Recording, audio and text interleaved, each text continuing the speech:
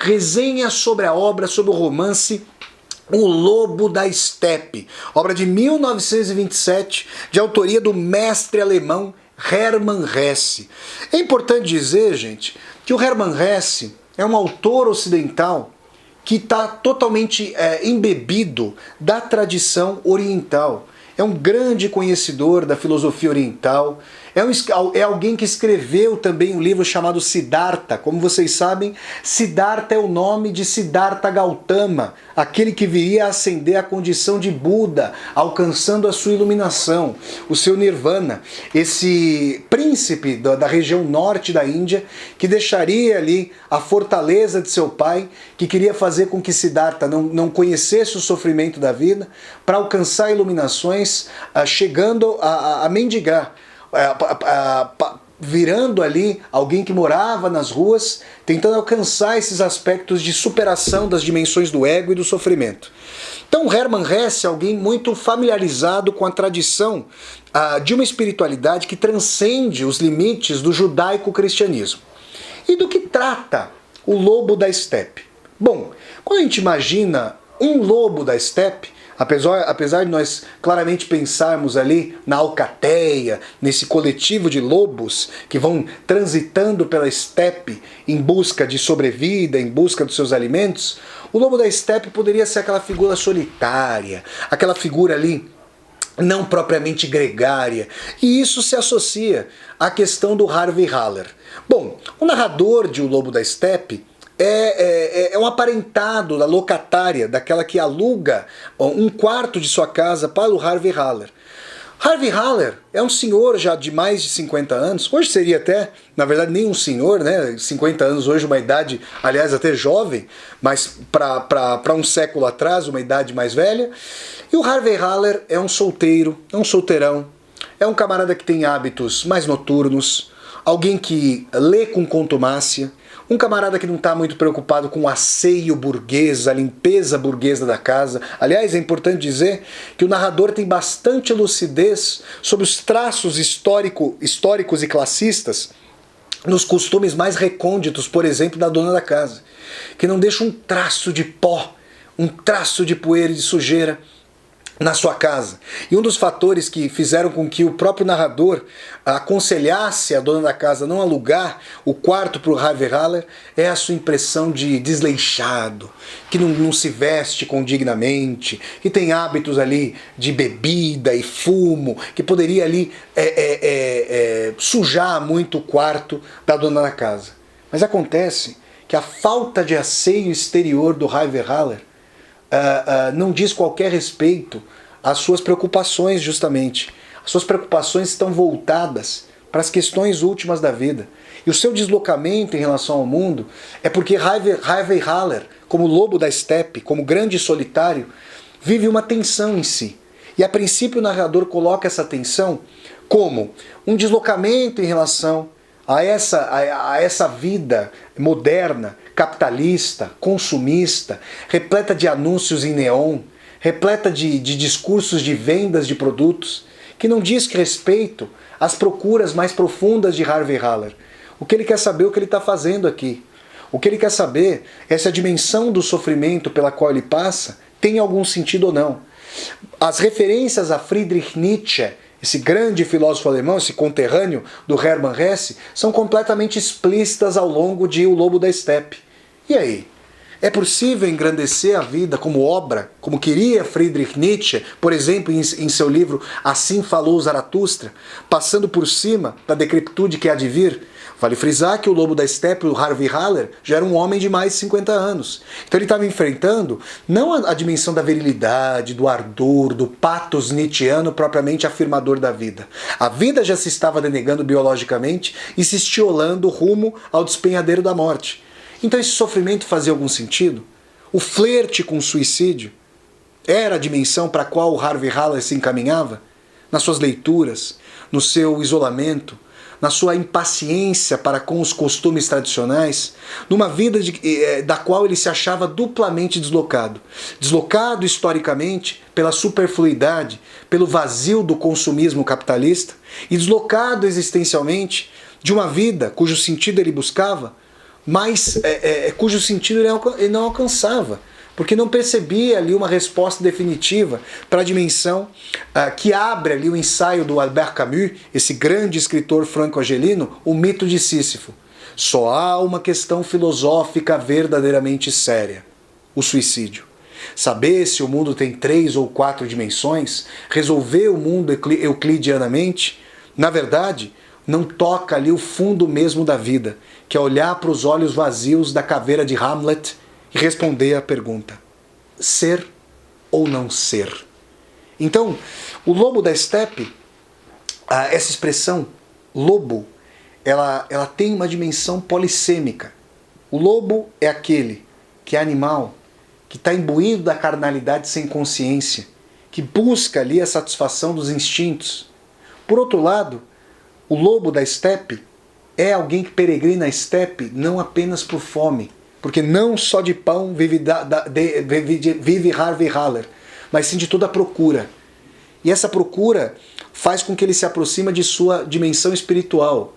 Espírito, por espírito, aqui eu não estou simplesmente falando sobre uma dimensão do espiritual em termos religiosos. Espírito, Geist do alemão, ali está vinculado à dimensão de um espírito, de uma dimensão de inteligência e de uma dimensão de busca de sentido.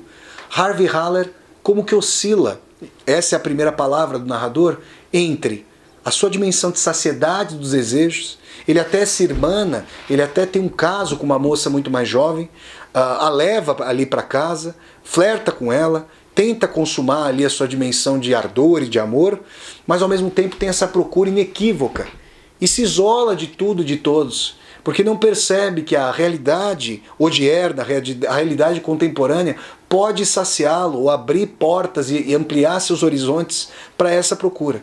Então, Harvey Haller oscila entre os polos do espírito e do corpo, da busca por sentido e do instinto, do desejo e das perguntas. Esses são os dois extremos em meio aos quais o lobo da estepe vai caminhando. Acontece que o narrador hessiano, o narrador de Hermann Hesse, vai dizer que a vida está para muito além de uma dimensão dicotômica, de uma dualidade entre corpo e alma. Essa dualidade é extremamente esquemática e não dá conta de determinar ali a imensidão do espírito, não só do Harvey Haller, mas de todos e cada um de nós, de todas e cada um de nós. Por quê? Porque o que o narrador hessiano vai dizer, em afinidade com a filosofia oriental e nomeadamente com o budismo, é que essa dualidade é mais uma das ilusões. E que seria possível aquele que faz as perguntas corretas, aquele que faz a busca, transcendendo ali os limites embotados desse tipo de sociedade, e também as perguntas contumazes pela busca de sentido, entregando a uma dimensão de mistério, a uma dimensão de divindade, essa dimensão de que o mistério fica por ela resguardado e nós apenas confiamos e temos fé nessa consecução de desígnio. Ele vai dizer que o caminho de iluminação, um caminho ali de busca, implica justamente alcançar determinados estertores, determinadas dores, para fazer com que as perguntas sejam transvaloradas, ressignificadas. É muito interessante que uma personagem da idade do Harvey Haller se abra ainda para além de quaisquer dogmatismos, por uma busca incessante que chega ao ponto de ter que passar pelo luto de toda a tradição religiosa, filosófica e humanista da qual ela se embebeu, para perceber que existem outras formulações de perguntas, por exemplo, vindas do Oriente, com o budismo, e outras possibilidades de resposta, ou possibilidades de resposta outras. É nesse sentido que quem lê O Lobo da Estepe, em diálogo com o romance Siddhartha, do mesmo Hermann Hesse, vai perceber que a história que eu contei rapidamente do Buda no início dessa resenha, e a qual eu vou fazer menção agora novamente, é fundamental. Alguém que tenha vivido mais inercialmente, alguém que tenha se entregado a uma dimensão de vida mais dada pelo exterior, dada como uma narrativa fora de nós do que propriamente para si, vai sentir uma dor, um luto quase intransponível, como se fosse ali um Everest diante de si, quando deparar, por exemplo, com uma perda de um ente querido, ou com um esvaziamento completo da própria vida, quando se perde um emprego, e aí se vai pensar, mesmo quando se estava no emprego, o que eu estava fazendo ali? ou em meio a um casamento, ou em meio a uma relação de namoro ou amizade, na relação com os entes mais queridos. Essas dimensões, elas têm o potencial para fazer com que nós saiamos de uma dimensão ali inercial, de piloto automático, e nos vejamos confrontados com aquilo de que muitas vezes queremos fugir, ou que sequer queremos dimensionar como sendo existente. O Harvey Haller jamais se propôs a fuga desses parâmetros. Agora, ele descobre, em determinado momento do romance O Lobo da Estepe, que os seus parâmetros de pergunta, que a dor pela qual ele estava passando, era uma dor que o fazia girar em círculos. Havia a possibilidade, em estratégias meditativas, em dimensões de reconfigurações de perguntas, em dimensões que faziam com que ele olhasse a dicotomia entre corpo e espírito como uma antítese, quando na verdade o caminho das perguntas orientais e budistas fez com que o Harvey Haller pensasse se a dimensão do ego, se a dimensão do prazer, da busca pelo prazer, ou mesmo a dimensão asceta, rompendo com o mundo, sentindo algo como uma misantropia, não dava a dimensão de que era, na verdade, sempre o seu ego sendo alimentado. Eu digo isso porque o Siddhartha Gautama era um filho de príncipe. Jesus Cristo era filho do humilde carpinteiro José. Então Jesus Cristo parte de um local de muito mais sofrimento e privação do que Siddhartha Gautama, obviamente, que era filho de um príncipe, que vivia na bolha, no mundo à parte fantasioso da corte. Fantasioso porque não dizia respeito à maior parte das pessoas, à maior parte da vida dos homens e mulheres. Mas em determinado momento, quando Siddhartha consegue ali se esgueirar para além da corte e percebe como é a vida real, que não é apenas uma vida do sorriso postiço do palhaço. E por que eu falo do sorriso postiço do palhaço? Porque aquele e aquela que são condenados a sorrir, que tem o riso tatuado no rosto como uma cicatriz, são justamente isso, cativos do sorriso. Nós rimos por contraste, nós rimos por engrandecimento de algum momento ou realização. Nós sorrimos com alegria, com bonomia, e não propriamente porque isso permanece em nós. Geralmente a gente associa aquele que permanece rindo, que prossegue no seu riso, com uma pessoa completamente alienada de si, como um doidivanas, como um louco. Quando o Buda descobre que a subserviência dos seus criados era uma subserviência imposta, que o sofrimento lhe era desconhecido, que a dor lhe era desconhecida, que a própria dimensão de morte era tida para ele muito mais como uma ausência do que como uma ruptura e uma separação, Siddhartha Gautama percebe que a sua vida for uma antivida, que a sua vida for uma ruptura completa com todo tipo de vivência mais profunda. E é aí que ele vai querer encarar a vida numa decisão corajosíssima. Quantos e quantas de nós teríamos a decisão de Siddhartha Gautama de abrir mão do seu trono de sucessor, de príncipe, sucessor do trono, para que nós encarássemos a vida para além dos privilégios e proteções da corte? Pois é isso que ele faz, se despindo ali da sua vaidade, se despindo ali da sua sanha de privilégio e poder e lutando contra as dimensões do que ele chama de ilusões do ego, que a gente poderia chamar de narcisismo, ou dimensões de superfluidade, vontade de poder, vontade de realizações dos instintos sexuais ou do ímpeto de dominação dos demais. Quando Harvey Haller, o Lobo da Estepe, descobre que o seu isolamento tinha dimensões ali de pensamento de superioridade em relação aos demais, quando ele percebe que as suas perguntas giravam muito mais em círculos, com a dimensão de que ele vinha buscando, formulando perguntas e buscando respostas que, diante da impaciência de encontrá-las, o levavam ali à luxúria, o levavam à tentativa de, por exemplo, o naufrágio no alcoolismo, no fumo ou na sexualidade. E sem que isso, não estou aqui julgando esses aspectos como odiosos. O que eu estou querendo dizer é que a dimensão de elevação do Harvey Haller vem justamente com a exaustão dos parâmetros de pensamento que ele já dominava. Quantos e quantas de nós, eu coloco aqui, e essa me parece uma reflexão fundamental, que essa literatura, que é muito menos fática, muito menos factual. Se você vai ler Hermann Hesse pedindo uma trama correlata, uma trama escorreita, uma trama banalizada, de começo, meio e fim, você realmente vai ter dificuldade para ler o Hermann Hesse.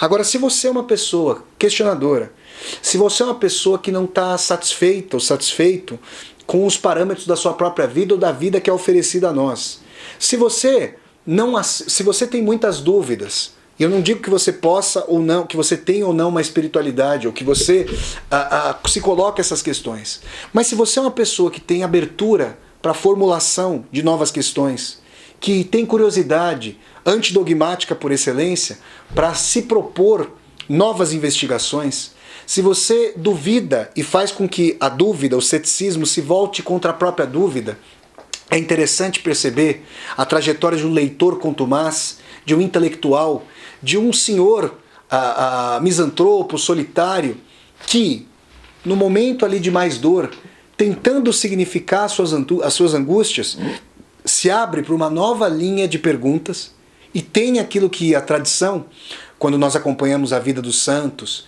quando nós acompanhamos a vida dos apóstolos, quando nós acompanhamos a vida de pessoas que passam por conversões espirituais, não precisamente ou não especificamente para essa ou aquela religião, mas no sentido de ampliar o horizonte de perguntas e necessariamente de respostas, nós encontramos uma figura como Harvey Haller que, da solidão da sua misantropia, do seu deslocamento social, vai buscar se irmanar aos demais, ou vai buscar tentar reformar a si próprio, entendendo as suas contingências, dificuldades e peculiaridades, porque justamente alcançou um ápice de dor e sofrimento, como aconteceu ali com o Siddhartha Gautama, ao descobrir que a sua vida havia sido uma antivida, ilusória, como que um palco de marionetes, um teatro, ao qual ele fora coagido muitas vezes por amor por parte dos seus progenitores, mas um amor ali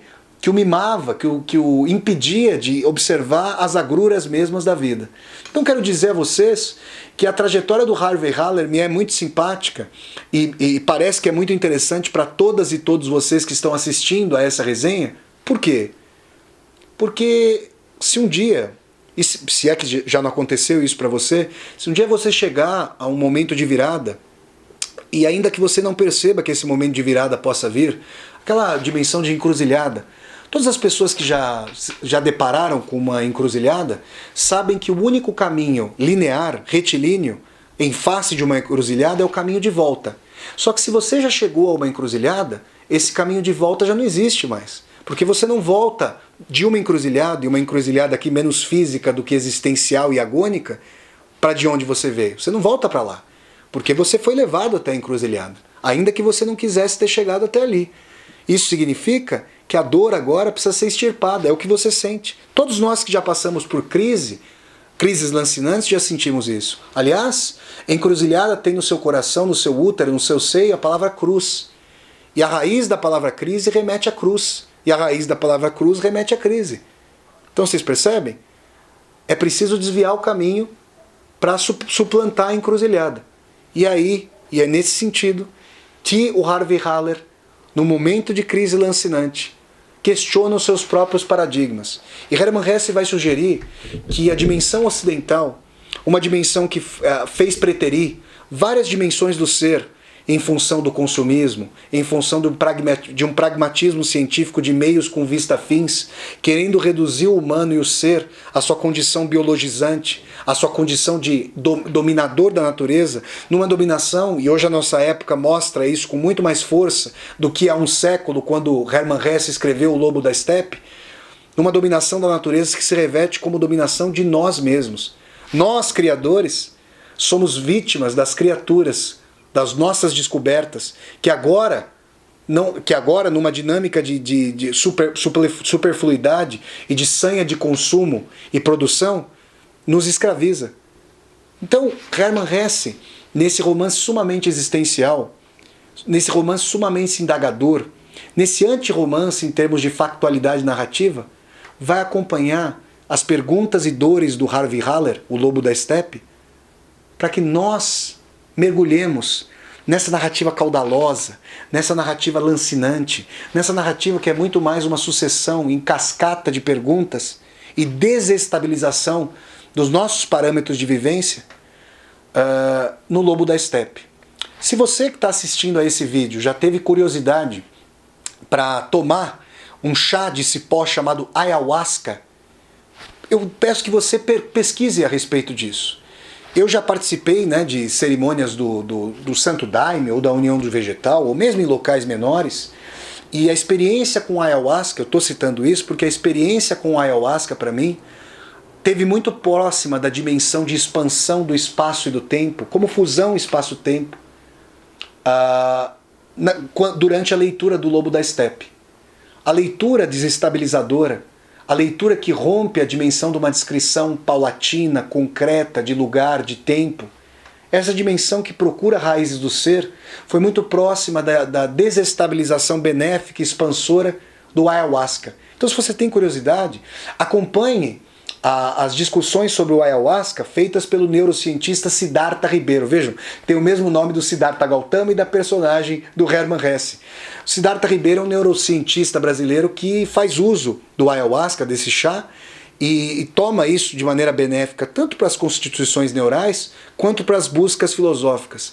Você que vai ler, ou que já leu, ou que vai reler esse belíssimo romance O Lobo da Estepe, fique aqui com as minhas considerações, que foram muito mais indagações, perguntas, perquirições, percepções de que Hermann Hesse é um autor que destoa. Olha, eu tendo a dizer que é um grande revolucionário literário e espiritual, um grande iconoclasta, porque a sua obra literária é uma obra literária de uma densidade de quem sofre, de uma densidade de quem pergunta, de uma densidade de quem, mesmo encontrando respostas, não vai se satisfazer com o horizonte daquilo que foi encontrado. É como se cada pergunta fosse já a formulação cada resposta fosse já a formulação de uma nova pergunta. Então, gente, essa foi a resenha do grande O Lobo da Estepe, obra de 1927, do escritor alemão Hermann Hesse, esse escritor e espiritualista alemão. Quem lê, eu garanto, O Lobo da Estepe, ou quem o relê, vai ter uma desestabilização. Aquelas pessoas que são eminentemente fechadas para as quaisquer considerações existenciais ou espirituais vão rechaçar o livro. Mas se você tem suma curiosidade, se você, ainda que com muita dúvida, quer se aproximar pela sua curiosidade, porque quer a dimensão de que pode ser que aquilo que é dado não o seja, de que o real tenha fronteiras de muita expansão, vai gostar muito de O Lobo da Estepe, de Hermann Hesse. Pessoal, se vocês gostaram de mais essa resenha de romance, de resenhas de livro aqui do meu canal, eu peço que vocês deem um like no vídeo, curtam o vídeo, disseminem esse vídeo pelas redes sociais para que nós possamos chegar a cada vez mais e mais pessoas. Se você está chegando ao canal pela primeira vez, seja muito bem-vinda e bem-vindo. Eu peço que você se inscreva aqui no canal, toque a sinetinha para poder receber as notificações e deixe o seu comentário aqui abaixo desse vídeo para eu poder conversar com você. E mais, logo abaixo desse vídeo você vai ver uma tecla chamada Seja Membro. Se você se tornar membro aqui do meu canal, você vai poder contribuir financeiramente nas 4 faixas de membro humanistas que há, para que eu dê continuidade às aulas ao vivo, às resenhas de filmes e às resenhas de livro. Isso para não mencionar as leituras que eu faço aqui de grandes obras de autores e autoras. Então, gente, é isso aí. Convido vocês a sempre assistirem as resenhas de livro aqui do meu canal, pessoal, que acontecem todas as quintas-feiras, às 8 horas da noite. Um abraço a todos, gente. Tchau, tchau.